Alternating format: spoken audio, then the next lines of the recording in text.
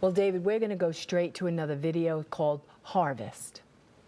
To me, that's a kind of a specious little argument, and I wouldn't object to asking Ian, who's our surgeon that does the cases, to use an iPass at that gestational age in order to increase the odds that he was going to get an intact specimen. I'd say a lot of people want liver, and for that reason,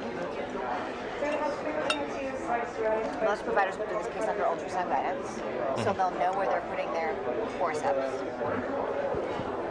I'll mention this to Ian in terms of how he feels about using a less crunchy technique to get more whole specimens. We've been very good at getting hard, long liver because we know that, so I'm not going to crush that part. I'm going to basically crush below, I'm going to crush above, then I'm going to see if I get it intact. Sometimes, you know, if someone delivers before we are able to see them for procedure, then we are intact. I literally have had women come in and they'll go in the OR and they're back out in 3 minutes. And I'm going, what's going on?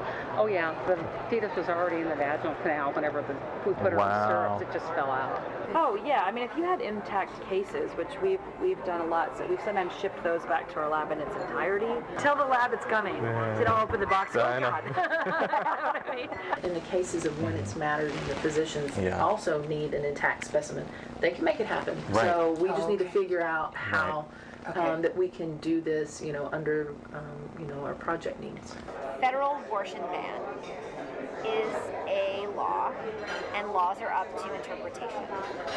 So if I say on day one I do not intend to do this, what ultimately happens doesn't matter. So that's where we have to do a little bit of training with the providers on making sure they didn't crush. For example, so I had 8 cases yesterday, and I knew exactly what we needed, and I kind of looked at the list, and I said, all right, this 17-weeker has 8 grams, and this.